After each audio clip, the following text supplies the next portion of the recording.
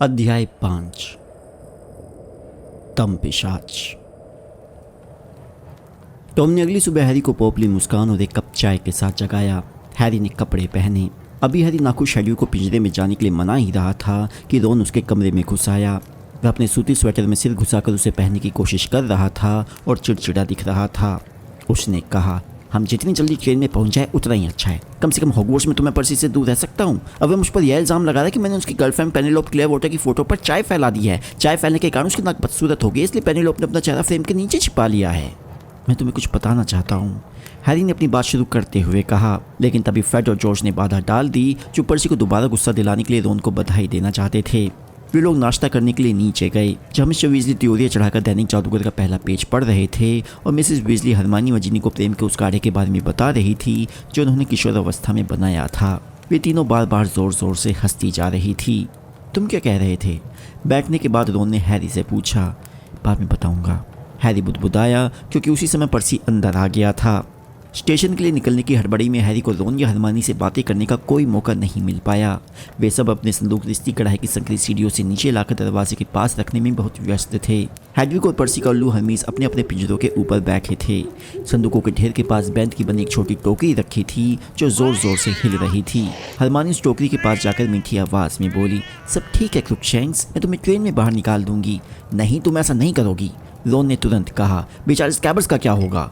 उसने अपने सीने की तरफ इशारा किया, जहाँ का वो बाहरिया बता रहा था कि स्कैबर्स उसकी जेब में था। मिस्टर वीजली बाहर खड़े होकर मंत्रालय की कारों का इंतजार कर रहे थे। कुछ समय बाद उन्होंने अंदर झांक कर कहा, कारें आ गई है, हैरी आ जाओ। वहाँ पर दो पुराने ज़माने की गहरी हरे रंग की कारें थी, जिन्हें हरे मखमली सूट पहने रहस्यमय दिखने वाले जादूगर चला रहे थे। मिस्टर वीजली हैरी को पहली कार की तरफ ले गए। अंदर चलो हैरी, मिस्टर वीजली ने भीड़ भरी सड़क पर इधर उधर देखते हुए कहा। हैरी कार की पीछे वाली सीट पर बैठ गया। कुछ ही समय बाद हरमाइनी, रोन और पर्सी भी आकर उसके पास बैठ गए। पर्सी के बैठने के कारण रोन थोड़ा परेशान दिख रहा था। नाइट बस की यात्रा की तुलना में हैरी को किंग्स क्रॉस स्टेशन तक की यात्रा बहुत सामान्य लगी। जादू मंत्रालय की कारें बिल्कुल साधारण दिखती थी, लेकिन हैरी ने देखा कि वे इतनी कम जगह में से निकल सकती थी जिसमें से वर्णन अंकल की कंपनी की नई कार निश्चित रूप से नहीं निकल सकती थी। वे जब किंग्स क्रॉस स्टेशन पहुंचे तो ट्रेन छूटने में 20 मिनट का समय था। मंत्रालय के ड्राइवर उनके लिए ट्रॉली ले आए और उनके संदूक उतार दिए। फिर उन्होंने अपने हैट छूकर मिस्टर वीजली का अभिवादन किया और वापस चल दिए। हैरी ने देखा कि वो ट्रैफिक लाइट्स के लिए रुकी हुई कारों के बीच से होते हुए सबसे आगे पहुंच गए। मिस्टर वीजली स्टेशन के अंदर जाते समय पूरे रास्ते हैरी से सटकर चलते रहे। उन्होंने चारों तरफ देखते हुए कहा, ठीक है, चूँकि हम लोग ज़्यादा इसलिए हम दो करके बैरियर पार करेंगे। सबसे पहले मैं और हैरी जाते हैं। मिस्टर वीजली हैरी की ट्रॉली को प्लेटफॉर्म नंबर 9 और प्लेटफॉर्म नंबर 10 के बीच बनी बैरियर की तरफ धक्का रहे थे।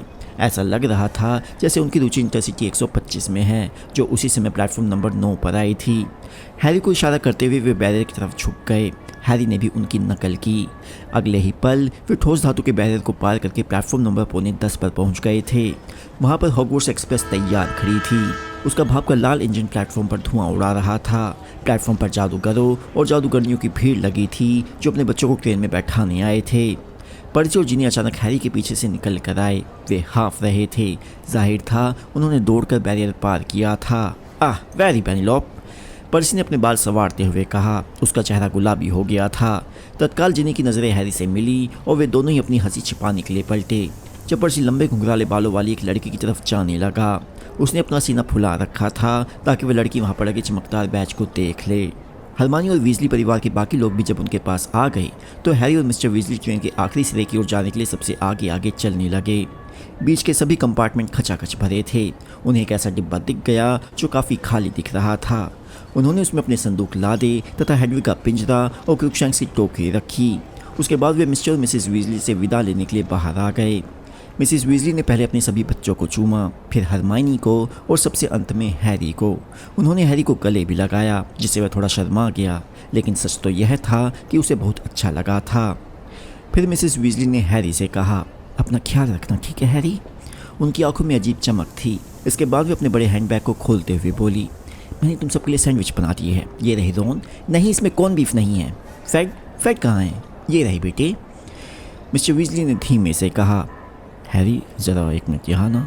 उन्होंने अपना सिर हिलाकर एक खंबे की तरफ इशारा किया। हैरी उनके साथ उस खंबे के पीछे गया। बाकी सब लोग मिसेस वीजली की चारों तरफ खड़े थे। जाने से पहले मैं तुम्हें एक बात कहना चाहता हूँ। मिस्टर वीजली ने तनाव भरी आवाज़ में कहा। आगे कुछ कहने की ज़रूरत नहीं है मिस्टर वीजली। हैरी बोला, मैं पहले से ही जानता हूँ। तुम जानते हो?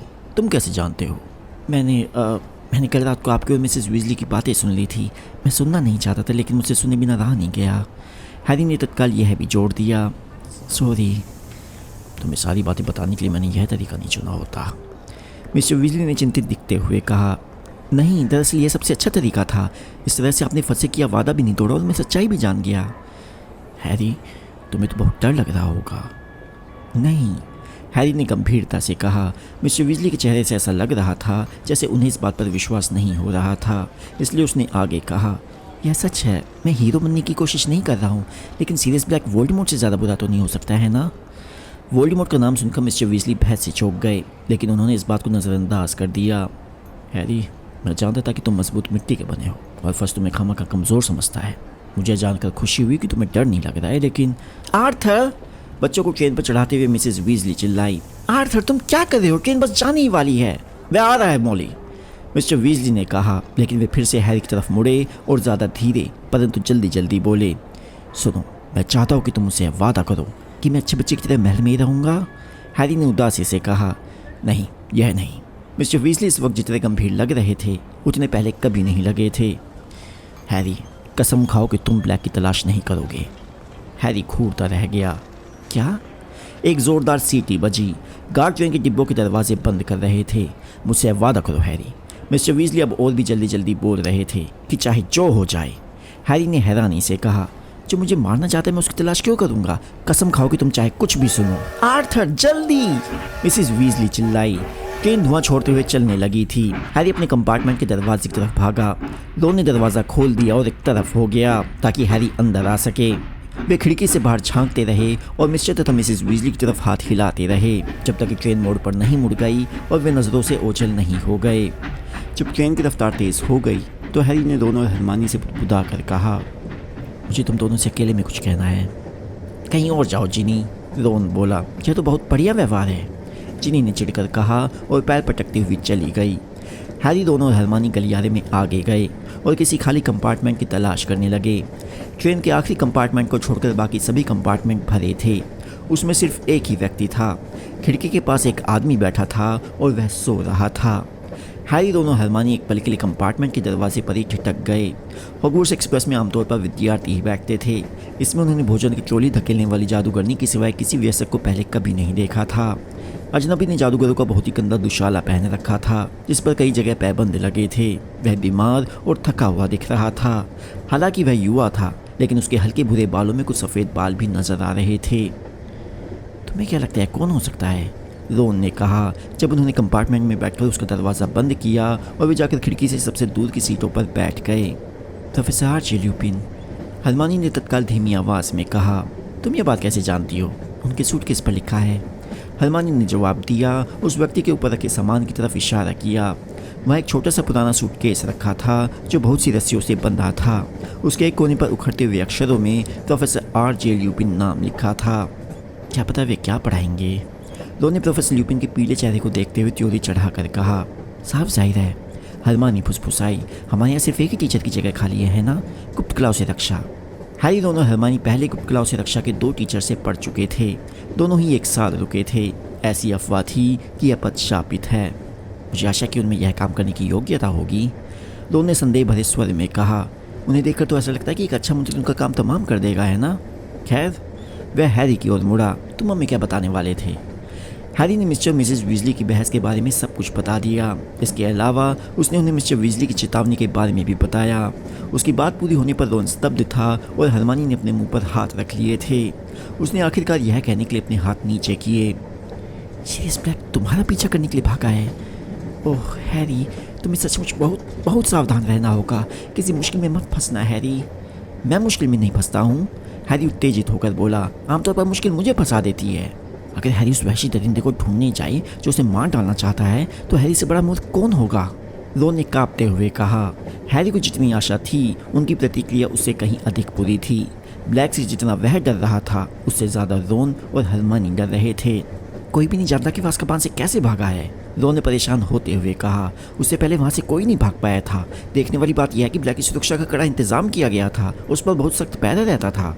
लेकिन वे उसे पकड़ लेंगे, है ना? हरमानी ने गंभीरता से कहा। मेरा मतलब है मगलू भी तो उसे ढूंढ रहे हैं। वह कैसी आवाज़ है? रोन ने अचानक पूछा। कहीं एक हल्की सीटी जैसी आवाज़ सुनाई दे रही थी। उन्होंने कंपार्टमेंट में चारों तरफ देखा। फिर रोन ने कहा, यह आवाज़ तुम्हारे संदूक में से आ रही है हैरी। रोन उठकर हैरी के संदूक के पास पहुंचा। एक पल बाद उसने हैरी के दुशालों के बीच से मुखबिर यंत्र को बाहर निकाला। यंत्र रोन के हाथ में बहुत तेज़ी से घूम रहा था और तेज़ी से चमक रहा था। क्या यह मुखबिर यंत्र है? हरमानी ने रुचि लेते हुए कहा और उसे ज़्यादा अच्छी तरह से देखने के लिए खड़ी हो गई। हाँ, पर ध्यान रखना यह सस्ते वाला है, रोन बोला। जब मैं हैरी के पास भिजवाने के लिए सैरल के पैर में बांध रहा था तो ये चक्कर घिन्नी बन गया था। क्या तुम उसमें कोई गलत काम कर रहे थे? हरमानी ने समझदारी से पूछा। नहीं तो? हाँ, शायद मुझे हैरल का इस्तेमाल नहीं करना चाहिए था। तुम तो जानते हुए लंबी यात्रा करने के काबिल नहीं है। लेकिन मैं हैरी का तोहफा उस तक और कैसे पहुँचाता? जब मुखबिर यंत्र ज़्यादा तेज़ी से सीटी बजाने लगा तो हैरी ने सलाह दी, इसे फिर से संदूक में रख दो, वरना इसकी आवाज़ सुनकर वे जाग जाएंगे। उसने प्रोफेसर ल्यूपिन की तरफ इशारा किया। रोन ने मुखबिर यंत्र को वर्णन अंकल के पुराने गंदे मौजों में ठूंस दिया, जिसकी वजह से आवाज़ धीमी हो गई। फिर रोन ने संदूक का ढक्कन बंद कर दिया। हम हॉग्समीड में इसकी जांच करवा लेंगे, रोन ने दोबारा बैठते हुए कहा। फेडर जॉर्ज ने मुझे बताया कि वहाँ पर डर्विश एंड बेंजेस में जादुई उपकरण मिलते हैं। हॉग्समीड के बारे में तुम कितना जानते हो? हरमानी ने उत्सुकता से पूछा। मैंने पढ़ा है कि ब्रिटेन में ये एकमात्र मगलुवियन गाँव है। हाँ, सही है, रोन ने सामान्य लहजे में कहा। लेकिन मैं इस वजह से वहाँ नहीं जाना चाहता हूँ। मैं तो हनी ड्यूक्स में जाना चाहता हूँ। वह क्या है? हरमानी ने पूछा। मिठाई की दुकान, रोन ने कहा। उसके चेहरे पर सपनीला भाव तैर गया। जहाँ हर चीज़ मिलती है, चटपटे शैतान जिन्हें खाने के बाद मुंह से धुआं निकलता है, और बहुत मोटी चोकोबोस जिनमें स्ट्रॉबेरी और क्रीम के टुकड़े भरे रहते हैं, और शक्कर की बहुत बढ़िया कलमें जिन्हें आप क्लास में बैठकर मुंह में रखकर चूस सकते हैं। कोई देखेगा तो उसे लगेगा जैसे आप लिखने के लिए कुछ सोच रहे हो। हॉग्समीड बहुत दिलचस्प जगह है ना? हरमानी ने उत्सुकता से आगे कहा। जादूगर के ऐतिहासिक स्थल में लिखा है कि यह सराय 1612 के पिशाच विद्रोह का मुख्यालय थी और चीखती हवेली को ब्रिटेन की सबसे ज़्यादा शापित इमारत माना जाता है। और बड़ी शरबत पोर्स जिन्हें चूसते समय आप ज़मीन से कुछ इंच ऊपर उठ जाते हैं, रोन बोला। यह स्पष्ट था कि वह अपने ख्यालों में खोया था। उसने हरमानी का एक शब्द भी नहीं सुना था। हरमानी ने घूमकर हैरी को देखा। स्कूल से बाहर जाकर हॉग्समीड में घूमना कितना अच्छा रहेगा, है ना? मुझे भी ऐसा ही लगता है, हैरी ने भारीपन से कहा। जब तुम घूम लो तो मुझे आकर बता देना। क्या मतलब है तुम्हारा? रोन ने पूछा। मैं नहीं जा सकता। डर्सी दंपति ने मेरे अनुमति पत्र पर साइन नहीं की और फज ने भी मना कर दिया। रोन दहशत में दिखने लगा। तुम्हें वहाँ जाने की अनुमति नहीं मिली? लेकिन कोई बात नहीं, मैगोनिगल या कोई और तुम्हें अनुमति दे देगा। हैरी ने खोखली हंसी निकाली। प्रोफेसर मैगोनिगल गुरुद्वार की प्रमुख थी और बहुत सख्त थी। क्या हम फेडर जॉर्ज की मदद ले सकते हैं? उन्हें महल से बाहर निकलने का खुफिया रास्ता मालूम है। रोन, हरमानी ने तेज़ी से कहा। मुझे लगता है कि जब तक ब्लैक खुला घूम रहा है तब तक हैरी को स्कूल से बाहर नहीं जाना चाहिए। हाँ, मुझे लगता है जब मैं मैगोनिगल से अनुमति मांगूंगा तो वे भी यही कहेगी, हैरी ने कटुता से कहा। रोन उत्साह भरी आवाज़ में हरमानी से बोला। लेकिन अगर हम उसके साथ रहेंगे तो ब्लैक की हिम्मत नहीं होगी। ओह रोन, बकवास मत करो, हरमानी ने पलट कर कहा। ब्लैक भीड़ भरी सड़क पर कई लोगों की हत्या कर चुका है। क्या तुम्हें सचमुच ऐसा लगता है कि हमारे साथ होने के कारण वह हैरी पर हमला नहीं करेगा? यह बोलते समय क्रूकशैंक्स की टोकरी की रस्सी खोद रही थी। उसे बाहर मत निकालना, रोन ने कहा। लेकिन तब तक बहुत देर हो चुकी थी। क्रूकशैंक्स टोकरी से बाहर कूद गई। उसने अंगड़ाई ली, फिर जम्हाई ली और उसके बाद रोन के घुटनों पर छलांग लगा दी। रोन की जेब कांपने लगी। रोन ने गुस्से से क्रूकशैंक्स को दूर हटा दिया। दूर रहो, हरमानी गुस्से में बोली। रोन, ऐसा मत करो। रोन पलट कर जवाब देने वाला था कि तभी प्रोफेसर ल्यूपिन हिले। उन लोगों ने डरकर उनकी तरफ देखा, लेकिन प्रोफेसर ल्यूपिन ने सिर्फ अपना सिर घुमाकर दूसरी तरफ किया। उनका मुंह थोड़ा खुल गया और वे सोते रहे। हॉगवर्ट्स एक्सप्रेस लगातार उत्तर दिशा में चलती चली जा रही थी। बाहर अब जंगल था। आसमान में घने बादल होने के कारण अंधेरा घिरने लगा था। विद्यार्थी उनके कंपार्टमेंट के दरवाजे के पास से आ जा रहे थे। क्रूकशैंक्स से खाली सीट पर बैठ गई।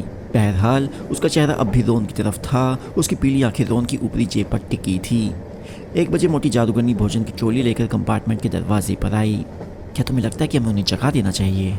रोन ने प्रोफेसर ल्यूपिन की तरफ अजीब तरह से देखते हुए पूछा। ऐसा लगता है कि उन्हें भोजन की ज़रूरत होगी। हरमानी सावधानी से प्रोफेसर ल्यूपिन की तरफ बढ़ी। प्रोफेसर, उसने कहा। माफ़ कीजिए प्रोफेसर। वे ज़रा भी नहीं हिले। चिंता मत करो बच्चों, जादूगरनी ने हैरी को बहुत सी कढ़ाई केक देते हुए कहा। अगर जागने पर उन्हें भूख लगी तो मैं सबसे आगे वाले डिब्बे में बैठी हूँ। मुझे लगता है कि वे सो रहे हैं, रोन ने धीमे से कहा जब जादूगरनी ने कंपार्टमेंट का दरवाज़ा बंद किया। मेरा मतलब है वे मर तो नहीं गए हैं? नहीं, उनकी सांस चल रही है। हरमानी ने फुसफुसा कर कहा। फिर उसने वह कढ़ाई केक ले लिया जो हैरी उसकी तरफ बढ़ा रहा था। प्रोफेसर ल्यूपिन का साथ भली आनंददायक ना हो, लेकिन कंपार्टमेंट में उनकी उपस्थिति फ़ायदेमंद ज़रूर थी। दोपहर ढलने के बाद जैसे ही बारिश होने लगी और बाहर की पहाड़ियाँ धुंधली दिखने लगी, उन्हें गलियारे में एक बार फिर कदमों की आवाज़ आई। दरवाजे पर उनके सबसे कम प्रिय 3 लोग खड़े थे, ड्रैको मैल्फॉय और उसके चमचे विंसेंट क्रैब तथा ग्रेगरी गोयल। ड्रैको मैल्फॉय हैरी में तभी से दुश्मनी थी जब वे हॉगवर्ट्स की अपनी पहली ट्रेन यात्रा के दौरान मिले थे। मैल्फॉय नागशक्ति में था, उसका चेहरा पीला, नुकीला और व्यंग्यात्मक था। वह नागशक्ति के क्विडिच टीम का खोजी था, जबकि हैरी करद्वार का खोजी था। क्रैब और गोल का जन्म तो जैसे मैल्फॉय का कहना मानने के लिए ही हुआ था। वे दोनों ही मोटे और ताकतवर थे। दोनों में क्रैब ज़्यादा लंबा था, उसके बाल कटोरा छाप शैली में कटे थे, उसका गला बहुत मोटा था। गोयल के बाल छोटे तथा कड़क थे और उसके हाथ गुरिल्ले की तरह लंबे थे। मैल्फॉय ने कंपार्टमेंट का दरवाज़ा खोलते हुए अपने परिचित धीमे अंदाज में कहा, देखो तो सही कौन है, पॉटी और वीज़ल।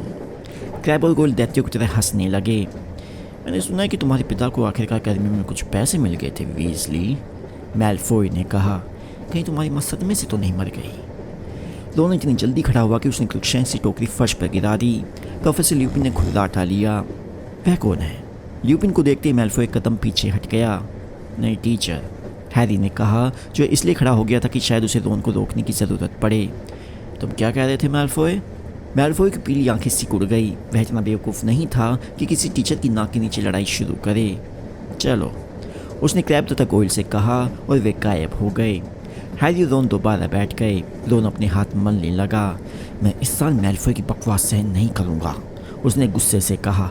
मैं सचमुच सहन नहीं करूँगा। अब अगर उसने मेरे परिवार के बारे में एक भी गलत बात कही तो मैं उसके सिर को पकड़ूंगा। और रोन ने हवा में एक हिंसक मुद्रा बनाई। रोन, हरमानी ने फुसफुसाकर प्रोफेसर ल्यूपिन की तरफ इशारा किया, सावधान। लेकिन प्रोफेसर ल्यूपिन अब भी गहरी नींद में थे। जब ट्रेन उत्तर दिशा में और आगे बढ़ी तो बारिश तेज़ हो गई।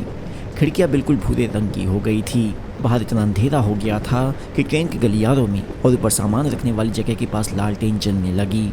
ट्रेन हिल रही थी, बारिश शोर मचा रही थी, हवा गरज रही थी, लेकिन इसके बावजूद प्रोफेसर ल्यूपिन सोते रहे।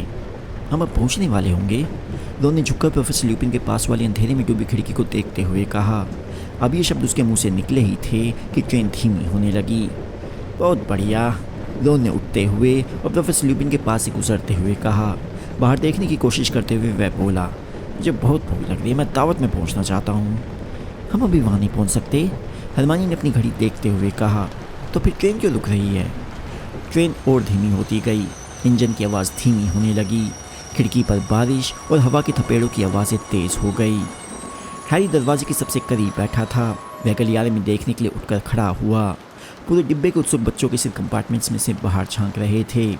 ट्रेन एक झटके के साथ रुक गई और दूर से आती धम्म और भट्टे की आवाज़ों ने उन्हें बताया कि कई कंपार्टमेंट्स में ऊपर रखा सामान गिर गया था। फिर बिना किसी चेतावनी के सभी बत्तियां बंद हो गई और घुप अंधेरा हो गया। क्या हो रहा है? हैरी को पीछे से रोन की आवाज़ सुनाई दी। आउच! हरमानी ने सिसकारी भरी। रोन, तुम मेरे पैर पर चढ़ गए हो। हैरी ने दोबारा अपनी सीट तक पहुंचने का रास्ता खोजा। कहीं ट्रेन खराब तो नहीं हो गई? क्या पता। चूं चूं जैसी आवाज़ आई। हैरी को रोन की काली आकृति दिखी। वह खिड़की को साफ करके बाहर देख रहा था। रोन बोला, बाहर कुछ हिल रहा है, मुझे लगता है ट्रेन में कुछ चढ़ रहा है। तभी उनके कंपार्टमेंट का दरवाज़ा अचानक खुला और कोई हैरी के पैर को कुचलता हुआ गिर गया। माफ़ करना, क्या तुम्हें पता है कि क्या हो रहा है? Ouch! Sorry. Hello Neville, Harry ने कहा। उसने अंधेरे में टटोला और नेविल का चोगा पकड़कर उसे उठा लिया। हैरी, क्या ये तुम हो? क्या हो रहा है? क्या पता, बैठ जाओ। एक तेज़ म्याऊं और दर्द भरी चीख सुनाई दी। नेविल ने क्रुकशैंक्स पर बैठने की कोशिश की थी। मैं ट्रैवर से पूछ कर आती हूँ कि क्या हो रहा है। हरमानी की आवाज़ आई। वह हैरी के पास से गुजरी। एक बार फिर दरवाज़ा खुलने की आवाज़ आई। ठीक उसी समय धड़ाम की आवाज़ के साथ 2 लोगों की दर्द भरी चीखें सुनाई दी। कौन है? कौन है? जिनी, हरमाइनी, तुम क्या कर रही हो? मैं रोन को ढूंढ रही थी। अंदर आकर बैठ जाओ। यहाँ नहीं, हैरी ने जल्दी से कहा। यहाँ मैं बैठा हूँ। आउच! नेविल बोला। शांत। अचानक एक भर्राई हुई आवाज़ आई। ऐसा लग रहा था कि प्रोफेसर ल्यूपिन आखिरकार जाग गए थे। हैरी को उनकी दिशा से कुछ हलचल सुनाई दी। उनमें से किसी ने भी कुछ नहीं कहा। फिर एक हल्की कड़ाक की आवाज़ आई और कंपार्टमेंट में रोशनी हो गई। प्रोफेसर ल्यूपिन की हथेली में आग की लपटें थरथरा रही थी। लपटों में उनका थका बुरा चेहरा चमकने लगा, लेकिन उनकी आंखें सतर्क और सावधान थी। जहाँ हो वहीं रहो, उन्होंने उसी भर्राई आवाज़ में कहा। इसके बाद वे धीरे धीरे अपने पैरों पर खड़े हुए और अपनी हथेली के लपटों को अपने सामने रखकर चलने लगे। लेकिन ल्यूपिन दरवाजे तक पहुंच पाते इससे पहले ही दरवाज़ा अपने आप खुल गया। दरवाजे पर ल्यूपिन के हाथ की थरथराती लपटों में चोगा पहने हुए एक आकृति दिखाई दी, जो इतनी लंबी थी कि उसका सिर ट्रेन की छत को छू रहा था। उसका पूरा चेहरा नकाब के पीछे छिपा था। हैरी की आंखें उसके शरीर पर नीचे की तरफ गई और उसने जो देखा उसे कपकपी छूट गई। चोगे से एक चमकता हुआ कंधा और पपड़ीदार पतला सा हाथ बाहर लटक रहा था, जैसे कोई मुर्दा हाथ पानी में गल गया हो। वह हाथ उसे सिर्फ एक पल के लिए ही नजर आया, फिर हाथ अचानक काली चोगे की तह में छिप गया, जैसे चोगे के नीचे वाली प्राणी ने हैरी की नज़रों को महसूस कर लिया हो। और फिर नकाब के नीचे वाली प्राणी ने एक लंबी धीमी खरखराती सांस खींची। ऐसा लग रहा था जैसे वह हवा के अलावा और भी कुछ खींचने की कोशिश कर रहा था। अचानक उन सभी को बहुत ठंड लगने लगी। हैरी को लगा कि उसकी सांस सीने में ही अटक गई। ठंड उसकी चमड़ी के नीचे तक चली गई, या उसके सीने के नीचे उसके दिल के भीतर तक चली गई। हैरी की आंखें ऊपर को चढ़ गई। वह देख नहीं सकता था, वह ठंड के सैलाब में डूबता जा रहा था। उसके कानों में ऐसी आवाज़ हो रही थी जैसे पानी लहरा रहा हो। उसे लगा जैसे कोई उसे नीचे की तरफ खींच रहा हो। लहराते पानी का शोर लगातार तेज़ होता जा रहा था और फिर कहीं दूर उसे चीखने की आवाज़ सुनाई दी। किसी औरत की भयानक, दहशत भरी, गिड़गिड़ाती हुई तेज़ चीखें। वह चीखने वाली औरत की मदद करना चाहता था। उसने अपना हाथ हिलाने की कोशिश की, लेकिन वह ऐसा नहीं कर पाया। उसके भीतर मोटा सफ़ेद कोहरा घुमड़ रहा था। हैरी, हैरी तुम ठीक तो हो? कोई उसका चेहरा थपथपा रहा था। क्या? हैरी ने अपनी आंखें खोली। उसके ऊपर लालटेनें थी और फर्श हिल रहा था। हॉगवर्ट्स एक्सप्रेस दोबारा चलने लगी थी और बत्तियां फिर से जल गई थी। ऐसा लगता था कि वह अपनी सीट से फिसलकर फर्श पर गिर पड़ा था। दोनों हरमानी घुटने के बल उसके पास बैठे थे। उनके ऊपर हैरी को नेविल और प्रोफेसर ल्यूपिन दिखाई दे रहे थे, जो उसे देख रहे थे। जब उसने अपने चश्मे को ठीक करने के लिए हाथ उठाया तो उसका जी मचलाने लगा। उसे अपने चेहरे पर ठंडा पसीना महसूस हुआ। दोनों हरमानी ने उसे उसकी सीट पर दोबारा बिठा दिया। तुम ठीक तो हो? दोनों ने घबराते हुए पूछा। हाँ, हैरी ने कहा और तत्काल दरवाजे की तरफ देखने लगा। नकाब वाला प्राणी गायब हो गया था। क्या हुआ था? वह चीज़ कहाँ है? कौन चीखा था? कोई भी नहीं चीखा। लोन ने और भी ज़्यादा घबरा कर कहा। हैरी ने रोशनी भरी कंपार्टमेंट में चारों तरफ देखा। जिनी और नेविल उसे देख रहे थे तथा दोनों का ही चेहरा पीला पड़ चुका था। लेकिन मुझे चीखें सुनाई दी थी। एक ज़ोरदार कड़ाक की आवाज़ सुनकर वे सब उछल पड़े। प्रोफेसर ल्यूपिन चॉकलेट की एक बड़ी पट्टी को छोटे टुकड़ों में तोड़ रहे थे। उन्होंने हैरी को एक बड़ा टुकड़ा थमाते हुए कहा, यह लो, इसे खा लो, इससे मदद मिलेगी। हैरी ने चॉकलेट ले तो ली, लेकिन खाई नहीं। वह क्या चीज़ थी? उसने ल्यूपिन से पूछा। दम पिशाच, ल्यूपिन ने कहा जब सबको चॉकलेट बांट रहे थे। अज़्काबान के दम पिशाचों में से एक। सब लोग उन्हें घूरने लगे। प्रोफेसर ल्यूपिन ने चॉकलेट के खाली पैकेट को मुट्ठी में दबाकर मरोड़ा और अपनी जेब में डाल लिया। फिर उन्होंने कहा, इसे खा लो, इससे मदद मिलेगी। मुझे ड्राइवर से कुछ कहना है, माफ़ करना। वे हैरी के पास से गुजरते हुए गलियारे में ओझल हो गए। हैरी, तुम्हें यकीन है तुम ठीक हो? हरमानी ने हैरी को चिंता से देखते हुए पूछा। मैं समझ नहीं पा रहा हूँ, हुआ क्या था? हैरी ने अपने चेहरे से एक बार फिर पसीना पोंछते हुए कहा। देखो, वह चीज़, दम पिशाच, वहाँ खड़ा था और चारों तरफ देख रहा था। मेरा मतलब है, मैंने सोचा कि उसने ऐसा किया क्योंकि मुझे उसका चेहरा नहीं दिख रहा था। और तुम मुझे लगा तुम्हें मिर्गी का दौरा पड़ गया है, रोन ने कहा, जो अभी डरा हुआ दिख रहा था। तुम अकड़ गए, अपनी सीट से गिर गए और छटपटाने लगे, हरमाइनी बोली।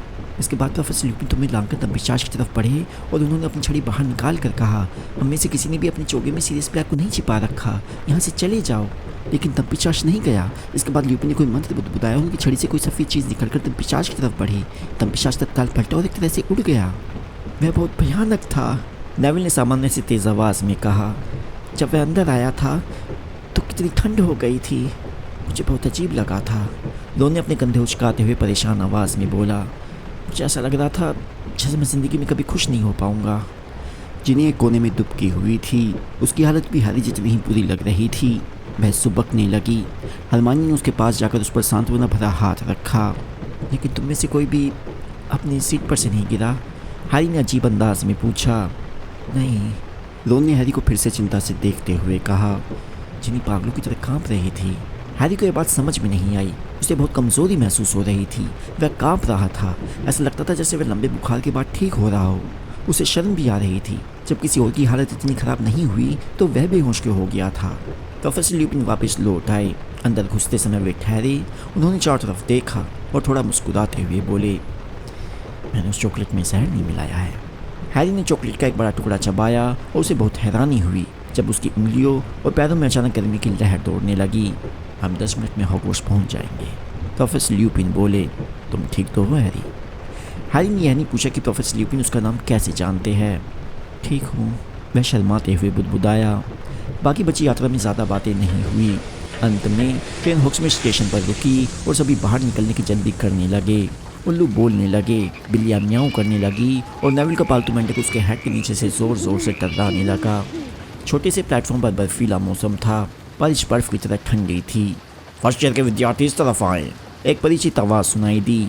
हैरी, रोन और हरमानी ने मुड़कर प्लेटफॉर्म के दूसरे सिरे पर हैग्रिड की विशाल आकृति देखी। वह आतंकी दिख रहे नए विद्यार्थियों को इशारे से बुला रहा था ताकि वे नाव में बैठकर झील के पार जाए, जैसे कि परंपरा थी। नाव से जाना हॉगवर्ट्स के फर्स्ट ईयर के विद्यार्थियों की परंपरागत यात्रा थी। तुम तीनों ठीक तो हो? हैग्रिड विद्यार्थियों की भीड़ के ऊपर से चिल्लाया। उन्होंने उसकी तरफ हाथ हिलाया, लेकिन उन्हें कुछ बोलने का मौका नहीं मिला क्योंकि उनके चारों तरफ के लोगों की भीड़ उन्हें प्लेटफॉर्म से बाहर की तरफ धकेल रही थी। हैरी, रोन और हरमानी स्कूल के बाकी लोगों के पीछे पीछे कीचड़ भरे कच्चे रास्ते पर आ गए, जहाँ कम से कम 100 बग्गियाँ बचे हुए विद्यार्थियों का इंतजार कर रही थी। हैरी का ऐसा अनुमान था कि हर बग्गी को एक अदृश्य घोड़ा खींच रहा था, क्योंकि जब वे बग्गी के अंदर चढ़े और दरवाज़ा बंद किया तो बग्गी अपने आप चल दी। बग्गी के अंदर मिट्टी और घास की हल्की गंध थी। चॉकलेट खाने के बाद हैरी को अच्छा लगने लगा था, लेकिन उसे अब भी कमज़ोरी महसूस हो रही थी। दोनों हरमानी उसकी तरफ कनखियों से देखते रहे, मानो उन्हें अब भी यह डर हो कि वह दोबारा गिर सकता है। गाड़ी लोहे के भव्य दरवाजों की तरफ बढ़ने लगी, जिनके पास पत्थर के स्तंभ थे। इन स्तंभों के ऊपर पंख वाले सुअरों की आकृतियाँ थी। दरवाजे के पास पहुंचकर हैरी को नकाब पहने 2 लंबे पिशाच दिखे, जो दरवाजे के दोनों तरफ पहरा दे रहे थे। उसे एक बार फिर ठंड लगने लगी और उसका जी मचलाने लगा। वो अपनी सीट पर पीछे टिक गया और अपनी आंखें तब तक बंद कर ली जब तक कि उनकी बग्गी दरवाजे के पार नहीं पहुंच गई। महल तक की लंबी चढ़ाई चढ़ने के लिए बग्गी ने रफ्तार पकड़ ली। हरमानी छोटी खिड़की से बाहर झांक रही थी और बहुत से कंगूरों तथा मीनारों को पास आते देख रही थी। आखिरकार गाड़ी रुक गई और हरमानी तथा रोन बाहर उतर गए। जैसे हैरी ने नीचे कदम रखा, उसके कानों में एक धीमी और खुशी भरी आवाज़ पड़ी। तुम बेहोश हो गए थे पॉटर? क्या लॉन्गबॉटम सच कह रहा है?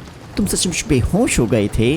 मैल्फॉय हरमानी को कोहनी से धक्काकर हैरी के ठीक सामने रास्ता रोककर खड़ा हो गया ताकि वह उसे महल में ले जाने वाली पत्थर की सीढ़ी पर ना चढ़ने दे। उसका चेहरा खुशी से दमक रहा था। उसकी पीली आंखों में शैतानी चमक थी। हट जाओ मैल्फॉय, रोन अपना जबड़ा भींचते हुए बोला। क्या तुम भी बेहोश हो गए थे वीजली? मैल्फॉय ने जोर से कहा। क्या दंपिशाच ने तुम्हें भी डरा दिया था वीजली? क्या कोई समस्या है? एक धीमी आवाज़ आई। प्रोफेसर ल्यूपिन अगली बग्गी से बाहर उतर रहे थे। मैल्फॉय ने प्रोफेसर ल्यूपिन को हिकारत भरी नज़र से देखा।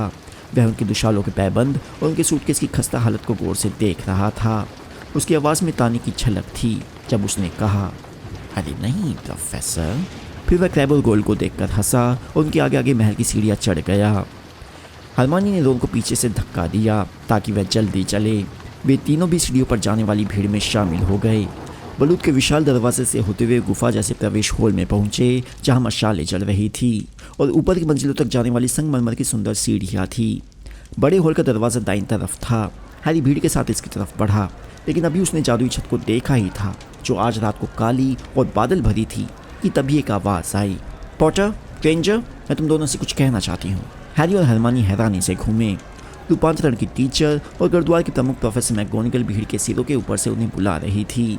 वे एक सख्त दिखने वाली जादूगरनी थी जो अपने बालों को कसकर जूड़े में बांधती थी। उनकी पैनी आंखों पर चौकोर चश्मा लगा था। हैरी आशंकित होकर उनके पास पहुंचा। प्रोफेसर मैगोनिगल में उसे यह महसूस कराने की कला थी जैसे उसने कोई गलत काम कर दिया है। इतना चिंतित दिखने की कोई ज़रूरत नहीं है, मैं सिर्फ ऑफिस में तुमसे कुछ बातचीत करना चाहती हूँ, उन्होंने दोनों से कहा। वीजली, अब तुम आगे जाओ। जब प्रोफेसर मैगोनिगल हैरी और हरमानी को भीड़ से दूर ले गई तो रोन उन्हें घूरता रहा। वे दोनों प्रोफेसर मैगोनिगल के साथ प्रवेश हॉल के पार गए, संगमरमर की सीढ़ियों पर चढ़े और गलियारे में चलने लगे। फिर वे उनके ऑफिस में पहुंच गए। यह एक छोटा कमरा था जिसमें धधकती आग जल रही थी। प्रोफेसर मैगोनिगल ने हैरी और हरमानी को बैठने का इशारा किया। वे खुद अपनी डेस्क के पीछे जाकर बैठ गई और अचानक बोली, प्रोफेसर लुपिन ने कुल्लू से खबर पहले भिजवा दी थी कि तुम चेन में बीमार पड़ गए हो पॉटर। हैरी जवाब दे पाए इससे पहले दरवाजे पर हल्की दस्तक हुई और मैटर मैडम पॉम्फ्री तेजी से अंदर आई। हैरी को अचानक महसूस हुआ जैसे उसका चेहरा शर्म के मारे लाल पड़ रहा है। इतना ही काफ़ी था कि वह बेहोश हो गया था। सब लोगों को इस बात का बतंगड़ बनाने की क्या ज़रूरत थी।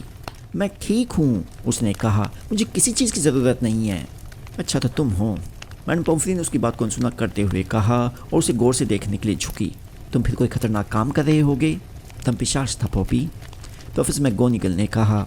उन्होंने रहस्यमय अंदाज में एक दूसरे को देखा। तुम पिशाच को स्कूल के आसपास रखना, मैडम पॉम्फ्री असंतुष्ट स्वर में बुदबुदाई। हैरी के बालों को पीछे धकाया और उसका माथा छू कर देखा। बेहोश होने वाला आखिरी बच्चा नहीं होगा। हाँ, वह चिपचिपा है।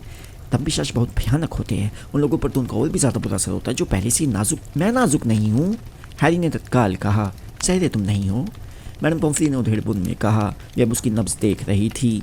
उसे किस चीज़ की ज़रूरत है? प्रोफेसर मैगोनिगल ने तपाक से पूछा। अस्पताल में आराम की, शायद उसे आज रात को अस्पताल में भर्ती करा देना चाहिए। मैं ठीक हूँ, हैरी ने उछलते हुए कहा। उसे सोचकर बहुत यातना हो रही थी कि अगर वह अस्पताल में भर्ती हो गया तो ड्रैको मैल्फॉय क्या कहेगा। कम से कम उसे कुछ चॉकलेट तो खाना ही चाहिए, मैडम पॉम्फ्री ने कहा जब हैरी की आंखों में झांकने की कोशिश कर रही थी। मैंने पहले ही खा ली है, हैरी बोला। प्रोफेसर लुपिन ने मुझे चॉकलेट दी थी, उन्होंने हम सबको चॉकलेट दी थी। अच्छा, मैडम पॉम्फ्री ने प्रशंसा के भाव से कहा। तो आखिरकार हमें कुटकलाव से रक्षा का एक ऐसा टीचर मिल गया जो अपना काम अच्छी तरह से करना जानता है, प्रोफेसर मैगोनिगल ने सख्ती से पूछा। तुम्हें यकीन है कि तुम बिल्कुल ठीक हो पॉटर? हाँ, हैरी ने कहा। बहुत अच्छा, अब जाकर थोड़ी देर इंतज़ार करो। मुझे मिस ग्रेंजर से उसकी टाइम टेबल के बारे में बातचीत करनी है, फिर हम सब साथ साथ दावत में नीचे चलेंगे। हैरी मैडम पॉम्फ्री के साथ गलियारे में गया जो बड़बड़ाती हुई अस्पताल की तरफ चल दी। उसे सिर्फ कुछ मिनट ही इंतज़ार करना पड़ा। फिर हरमानी बहुत खुश होकर बाहर निकली। उसके पीछे प्रोफेसर मैगोनिगल भी थी। वे तीनों संगमरमर की सीढ़ी से नीचे उतरकर बड़े हॉल में पहुंच गए। नुकीली काली टोपियों का समुद्र था। चारों लंबी टेबलों के पास विद्यार्थी लाइन बनाकर खड़े हुए थे। उनके चेहरे हज़ारों मोमबत्तियों की रोशनी में चमक रहे थे जो टेबलों के ऊपर हवा में तैर रही थी। सफ़ेद बालों वाले प्रोफेसर फ्लिटविक एक पुरानी टोपी और 3 पैरों वाले स्टूल को हॉल से बाहर ले जा रहे थे। ओह, हरमानी ने धीमे से कहा, हम चुनने की रस्म नहीं देख पाए। हॉगवर्ट्स में आने वाले नए विद्यार्थियों को बोलती टोपी पहननी पड़ती थी जो यह तय करती थी कि उन्हें किस हाउस में भेजा जाना चाहिए, गुरुद्वार, चील घाट, मेहनत कश या नाग शक्ति। प्रोफेसर मैगोनिगल स्टाफ टेबल पर अपनी खाली सीट की तरफ चली गई। हैरी और हरमानी दूसरी दिशा में गुरुद्वार की टेबल की तरफ चुपचाप चल दिए। जब वे हॉल के पीछे से उस तरफ जा रहे थे तो विद्यार्थियों ने उन्हें देखा और कुछ ने तो हैरी की तरफ इशारा भी किया। वह सोचने लगा कि उसके दमपिशाच के सामने बेहोश होने की बात इतनी तेज़ी से फैल गई है। हैरी और हरमानी दोनों के आजू बाजू बैठ गए जिसने उनके लिए जगह रोक रखी थी। किस लिए बुलाया था? उसने हैरी से बुदबुदा कर पूछा। हैरी ने फुसफुसाकर बताने की कोशिश की लेकिन तभी हेडमास्टर बोलने के लिए खड़े हो गए, इसलिए वह रुक गया। हालांकि प्रोफेसर डम्बलडोर बहुत बूढ़े थे लेकिन उन्हें देखकर हमेशा असीम शक्ति का आभास होता था। उनके कई फुट लंबे चांदी जैसे बाल और दाढ़ी थी। वे आधे चांद के आकार का चश्मा लगाते थे और उनकी नाक बहुत मुड़ी हुई थी। उन्हें लोग इस युग का सबसे महान जादूगर मानते थे लेकिन हैरी इस वजह से उनकी इज्जत नहीं करता था। उसे अल्बस डम्बलडोर पर विश्वास था और जैसे हैरी ने डम्बलडोर को विद्यार्थियों की तरफ खुशी से मुस्कुराते देखा तो दमपिशाच से मुठभेड़ के बाद उसे पहली बार शांति महसूस हुई। स्वागत है, डम्बलडोर ने कहा और मोमबत्तियों की रोशनी में उनकी दाढ़ी चमक रही थी। हॉगवर्ट्स में आप सभी का स्वागत है। मुझे आपसे कुछ बातें कहनी है और चूंकि उनमें से एक बहुत गंभीर है इसलिए मैं सोचता हूँ कि इसे सबसे पहले बता दूँ, इससे पहले कि आप दावत खाने के बाद सुस्त हो जाए। डम्बलडोर ने अपना गला साफ किया और आगे कहा, जैसा आप सब हॉगवर्ट्स एक्सप्रेस की तलाश के बाद से जानते होंगे, अज़्काबान के दमपिशाच इस समय हमारे स्कूल की पहरेदारी कर रहे हैं। उन्हें जादू मंत्रालय ने यहाँ तैनात किया है। वे ठहरे और हैरी को मिस्टर वीजली की बात याद आई कि डम्बलडोर इस बात से खुश नहीं है कि दमपिशाच स्कूल की पहरेदारी करे। दमपिशाच स्कूल के हर प्रवेश द्वार पर तैनात है, डम्बलडोर ने आगे कहा, और जब तक वे यहाँ हैं तब तक कोई भी बिना इजाज़त के स्कूल ना छोड़े। दमपिशाचों को चालाकी से या छिपकर या त्रिशा चोगा पहनकर मूर्ख नहीं बनाया जा सकता, उन्होंने आगे कहा, जिसे सुनकर हैरी और रोन एक दूसरे को देखने लगे। दया करना या माफ़ करना दमपिशाचों की आदत नहीं होती है, इसलिए मैं आप सभी को चेतावनी देता हूँ कि आप उन्हें ऐसा कोई कारण ना दें जिससे वे आपको नुकसान पहुँचा सके। मैं प्रीफेक्ट्स और हमारे नए हेड बॉय तथा हेड गर्ल से उम्मीद करता हूँ कि वे किसी भी विद्यार्थी को दमपिशाच के रास्ते में नहीं आने देंगे। हैरी से कुछ सीट दूर बैठे पर्सी ने एक बार फिर अपना सीना फुलाकर गर्व से चारों तरफ देखा। डंबलडोर एक बार फिर ठहरे। वे बहुत गंभीरता से हॉल में चारों तरफ देख रहे थे। इस दौरान ना तो कोई हिला, ना ही किसी ने आवाज़ की। अब अच्छी खबर सुनाता हूँ, उन्होंने आगे कहा। मुझे इस साल 2 नए टीचर्स का स्वागत करने में खुशी हो रही है। सबसे पहले तो प्रोफेसर ल्यूपिन, जो गुप्त कलाओं से रक्षा के टीचर के खाली पद को भरने के लिए कृपापूर्वक तैयार हो गए हैं। सिर्फ कुछ ही लोगों ने बेमन से तालियां बजाई, लेकिन उन लोगों ने जमकर तालियां बजाई जो प्रोफेसर ल्यूपिन के साथ उनके कंपार्टमेंट में बैठे थे, और हैरी उनमें से एक था। सबसे अच्छे कपड़े पहने बाकी टीचर्स के पास बैठने के कारण प्रोफेसर ल्यूपिन के कपड़े और भी खराब दिख रहे थे। स्नेप की तरफ देखो, रो ने फुसफुसाकर हैरी के कान में कहा। जादुई काढ़े के teacher professor Snape staff table पर प्रोफेसर ल्यूपिन को घूर रहे थे। सब जानते थे कि स्नेप गुप्त कलाओं से रक्षा के टीचर बनना चाहते हैं, इसलिए उनसे नफरत करने वाला हैरी भी उस भाव से चौंक गया जो इस समय उनके दुबले पीले चेहरे पर था। यह गुस्से से भी ज़्यादा बुरा भाव था, यह घृणा थी। हैरी इस भाव को बहुत अच्छी तरह जानता था, क्योंकि स्नेप जब भी हैरी को देखते थे तो उनके चेहरे पर यही भाव रहता था। जब प्रोफेसर ल्यूपिन के स्वागत में बजने वाली छुटपुट तालियां रुक गई तो डंबलडोर बोले, अब हमारे दूसरे नए टीचर के बारे में। अफसोस की बात है कि जादुई प्राणियों की देखभाल के टीचर प्रोफेसर कैटलबर्न पिछले साल के अंत में रिटायर हो गए, ताकि वे बचे कुछ समय में अपने बचे हुए अंगों का आनंद ले सके। बहरहाल मुझे यह कहते हुए खुशी हो रही है कि उनकी जगह पर कोई और नहीं बल्कि रूबियस हैग्रिड आ रहे हैं, जो अपने गेम कीपिंग के कर्तव्य के अलावा पढ़ाने के लिए भी तैयार हो गए हैं। हैरी, रोन और हरमानी स्तब्ध थे। उन्होंने एक दूसरे की तरफ देखा, फिर वे तालियां बजाने लगे। गुरुद्वार की टेबल पर सबसे ज़्यादा तालियां बज रही थी। हैरी हैग्रिड को देखने के लिए आगे झुका। हैग्रिड का चेहरा लाल पड़ गया था और वह अपने बड़े हाथों को खूद रहा था। उसकी चौड़ी मुस्कान उसकी काली दाढ़ी में छिप गई थी। हमें पता होना चाहिए था, रोन ने टेबल पर मुक्का मारते हुए गर्जा। काटने वाली किताब कोर्स में और कौन रखेगा? हैरी, रोन और हरमानी ने सबसे अंत में तालियां बजाना बंद की। जब प्रोफेसर डंबलडोर ने दोबारा बोलना शुरू किया तो उन्होंने देखा कि हैग्रिड टेबल क्लॉथ से अपनी आंखें पोंछ रहा था। मुझे लगता है असली महत्व की बात यही है, डंबलडोर ने कहा। अब दावत शुरू करें। उनके सामने रखी सुनहरी प्लेटें और प्यालों में अचानक खाने पीने की चीज़ें आ गई। हैरी को अचानक भूख लगने लगी। वह जितना ले सकता था उसने लिया और खाने में जुट गया। दावत के सभी व्यंजन बहुत जायकेदार थे। हॉल में बातों, हंसी और छुरी कांटे की आवाज़ें गूंज रही थी। बहरहाल हैरी, रोन और हरमानी चाहते थे कि दावत जल्दी खत्म हो जाए ताकि वे हैग्रिड से मिल सके। वे जानते थे कि उसके लिए टीचर बनना कितना मायने रखता था। हैग्रिड पूरी तरह योग्य जादूगर नहीं था। उसे हॉगवर्ट्स में 3rd ईयर में एक ऐसे अपराध के लिए निकाल दिया गया था जो उसने किया ही नहीं था। हैरी, रोन और हरमानी ने पिछले साल ही हैग्रिड के नाम पर लगे कलंक को धोया था। आखिरकार कद्दू की कचौरी के बचे हुए एक और सुनहरी प्लेटों से गायब हो गए। इसके बाद डंबलडोर ने कहा कि अब सबके बिस्तर पर जाने का वक्त हो गया है। उस समय उन्हें मौका मिल गया। टीचर्स की टेबल के पास पहुंचकर हरमानी चहकी, बधाई है हैग्रिड, सब कुछ तुम तीनों की बदौलत हुआ है। हैग्रिड ने रुमाल से अपने चमकते चेहरे को पोंछते हुए कहा, हमें तो अभी यकीन नहीं हो रहा है। डंबलडोर महान है। जब प्रोफेसर कैटलबर्न ने जाने की बात की तो डंबलडोर सीधे हमारे पास आए। हम हमेशा से यही चाहते थे। पावील होकर उसने रुमाल में अपना चेहरा छिपा लिया और प्रोफेसर मैगोनिगल ने उन्हें वहाँ से भगा दिया। हैरी, रोन और हरमानी गुरुद्वार के बाकी बच्चों के साथ संगमरमर की सीढ़ियाँ चढ़ने लगे। वे बहुत थके हुए थे। फिर वे गलियारे से होकर गुजरे और कई सीढ़ियाँ चढ़े। आखिरकार वे गुरुद्वार के छिपे हुए प्रवेश द्वार के सामने आ गए। गुलाबी पोशाक में एक मोटी औरत की बड़ी तस्वीर ने उनसे पूछा, पासवर्ड? आ रहा हूँ, पर्सी भीड़ के पीछे से चिल्लाया।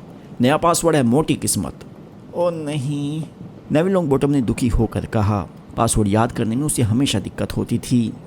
वे तस्वीर के छेद से निकलकर हॉल के पार गए। इसके बाद लड़के और लड़के अपनी अलग अलग सीढ़ियाँ चढ़ने लगे। हैरी गोलाकार सीढ़ी पर चढ़ गया। उसके दिमाग में सिर्फ एक ही विचार था, वह वापस लौटकर बहुत खुशी महसूस कर रहा था। वे अपने परिचित गोलाकार कमरे में पहुंचे जिसमें 5 मसालेदार पलंग लगे थे। हैरी ने चारों तरफ देखा और उसे महसूस हुआ जैसे आखिरकार अब वह अपने घर लौट आया है।